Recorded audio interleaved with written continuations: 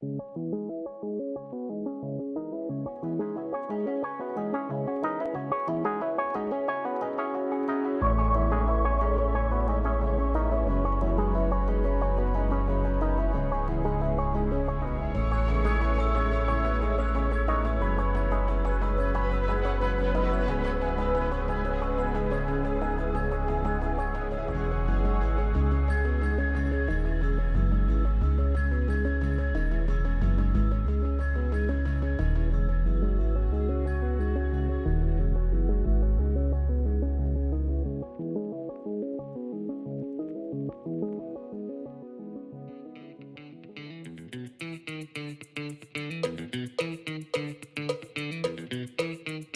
yeah, boys and girls, citizens of the world, this is Marat from Non-Native English Speaker, where I believe this channel, fun, natural, convenient, and marvelous. I think you are curious why I started this video in this way, and you will understand a little bit later. But now let's talk about podcast. As you will know that we have a four part of learning English: listening, reading, speaking, and writing.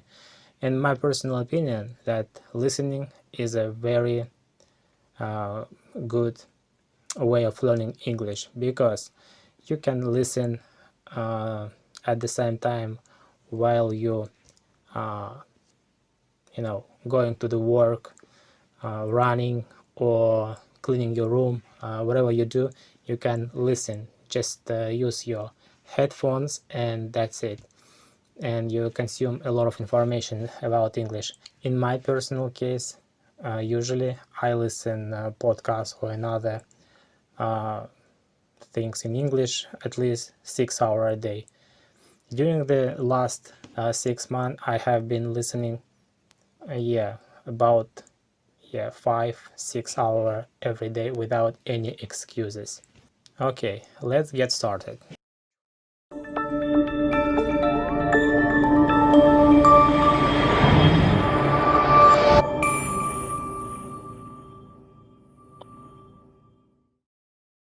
And the first podcast, what I like, this is a real life English podcast. The host of this podcast, Ethan and Andrea, this is the two very good hosts of this marvelous podcast. They explain a lot of idioms, expression in English in the fun way, with the casual conversation. This is very interesting to listen to. Let's listen to this podcast.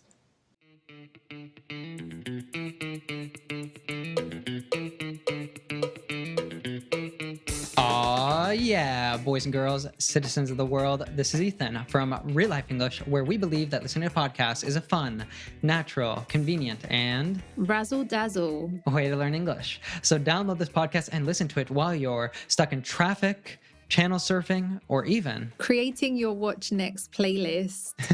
So I'm joined here in the virtual Barcelona studio, as always, by the lovely Andrea. How's it going, Andrea? It's going good, thank you. Despite the cold and rainy weather here, Yes. I'm actually quite chirpy today. I'm freezing.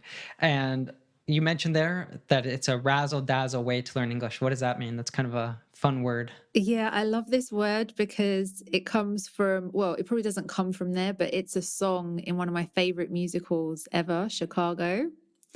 And yeah, just because we're talking about TV series and like the entertainment business, like it just makes me think of razzle dazzle, which is, all like sequins and sparkles and bright colors and just a really fun thing. It's just describes something that is quite elaborate and fun and flashy. I also would like to emphasize that they have a special episode as called Beyond Borders.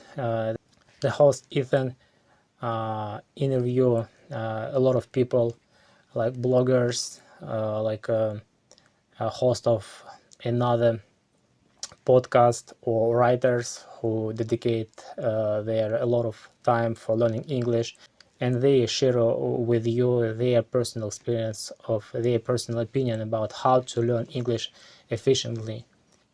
Let's listen one of this episode.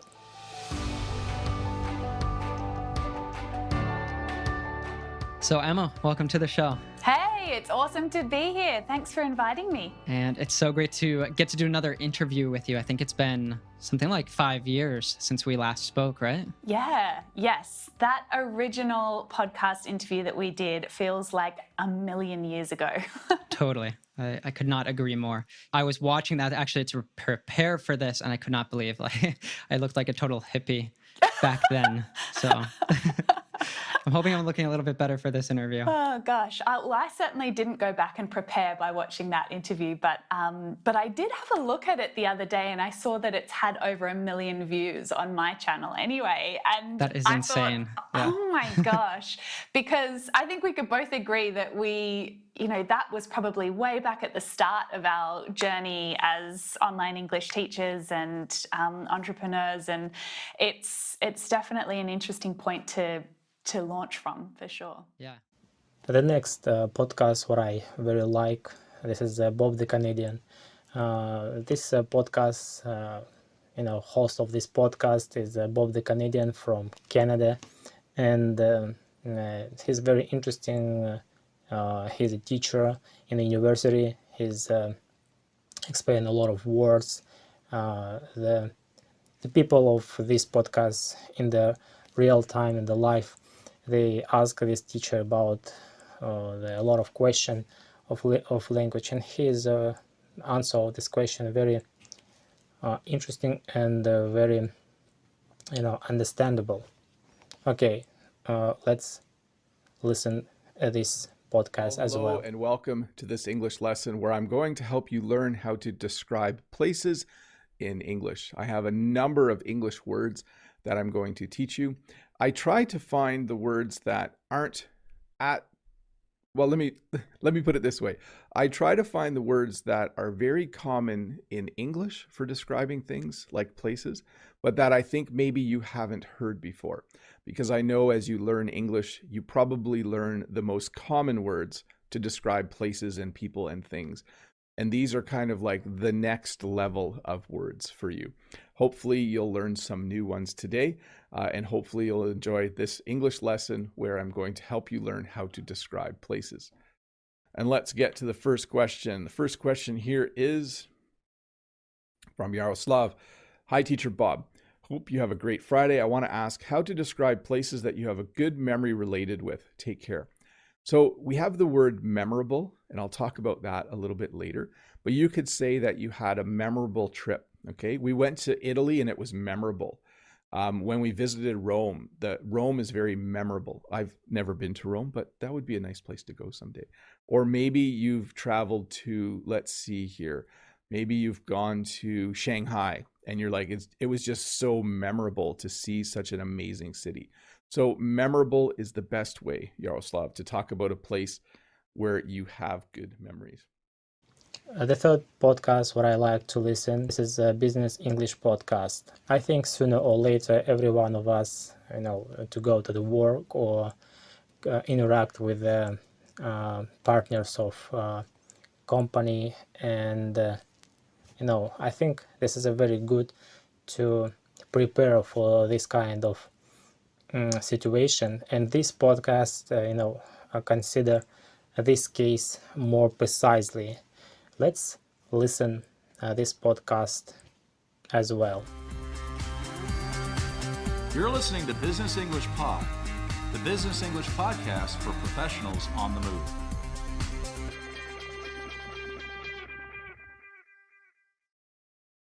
Hello and welcome back to Business English Pod for today's lesson on doing business by phone.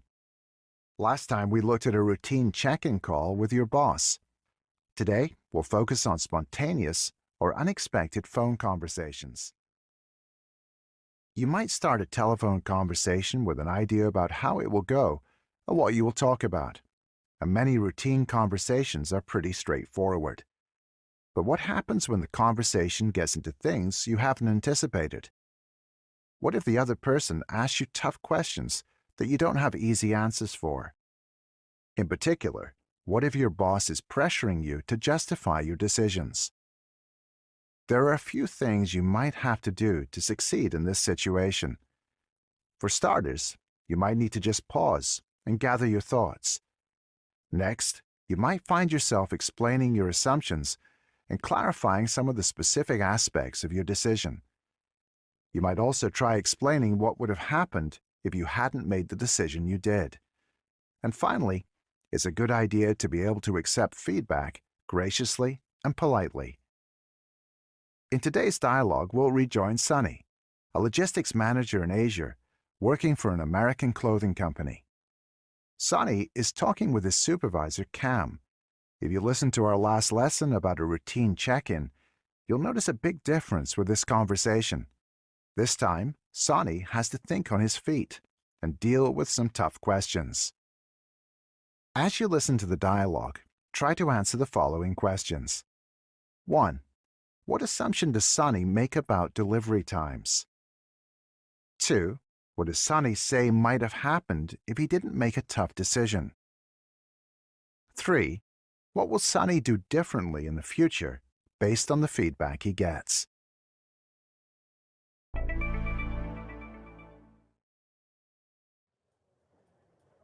Oh, hi Cam. Just heading out the door. What can I help you with? Hi, Sonny. So, yeah, I'll try to keep this short, but we've got a problem here. I'm catching a lot of heat from finance on these invoices. Shipping stuff, I mean. What exactly is going on there? Okay, just so I'm clear, you're talking about shipping for the spring lines, right? Yeah. Okay, one more podcast where I wanted to show you. This is Speak Better English with Harry. This is guy from Great Britain. His British accent. For me, I prefer American accent, but this guy, worth that I listen him, because he explained a lot of things about expression, about idioms, and he's explained so closely, so well, that I wanted to listen him again and again. Let's listen him as well.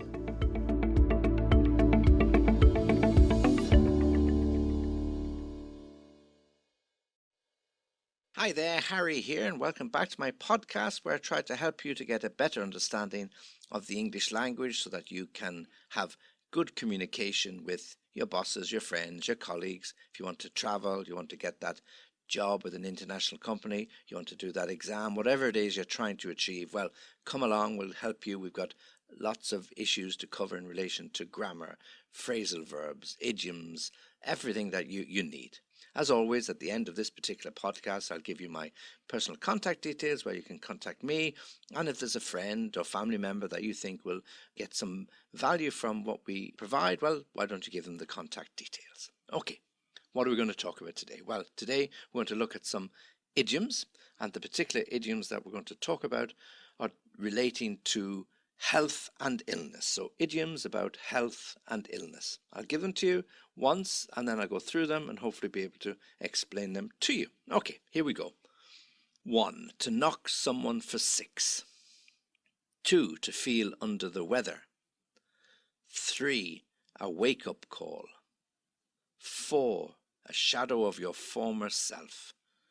5. To kick the bucket. 6. To take the wind out of his sails or her sails. 7. The worse for wear. 8. On the mend. 9. Out of sorts. And 10, if I've got the numbers right, on its last legs. On its last legs. Okay, 1, 2, 3, 4, 5, 6, 7, 8, yep, 9, 10 in total. Okay, so let me go back through those and give you some examples just to explain what they mean. Okay, so number 1, to knock someone for 6.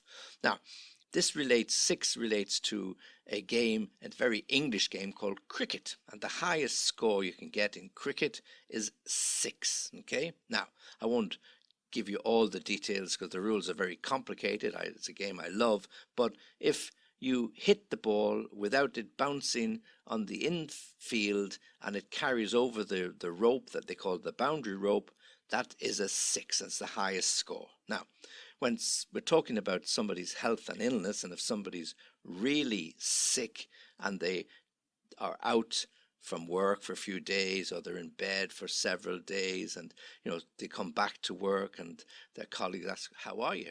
What did you have? Okay, the last but not least, the podcast which calls History of English podcast. This podcast consider the history of development of English. For me, the last time I listened this podcast more often, because for me it's very interesting to understand how some word derived, and yeah, it's very interesting for me, and I will give you opportunity to listen this podcast as well. Let's listen it.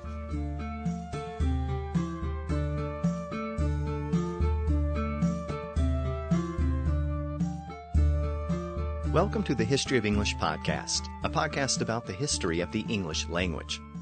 This is episode 84, Law, Order, and Murder. In this episode, we're going to explore how French became the language of law and order in England. Sometimes a person would attack and injure another person without killing them. In that situation, the attacker might be detained and accused of abraken, literally breaking another person. Another term for a violent attack was a vierendad, literally a violent deed. These Old English terms, abraken and vierendad, were eventually replaced with French terms, like assault and battery. A person might be accused of taking someone else's property. The Old English word for taking someone's property was theft, and that word survives as the word theft. The Anglo-Saxons also had the word stelen, which survives as the word steal. The word reaflac was a related word that meant robbery, where one person robbed another person by force or threat. Sometimes a criminal would break into another person's house to steal something. This was called husbrecha, literally house breaching or house breaking. Terms like reaflac and husbrecha have disappeared, but theft and steal have survived.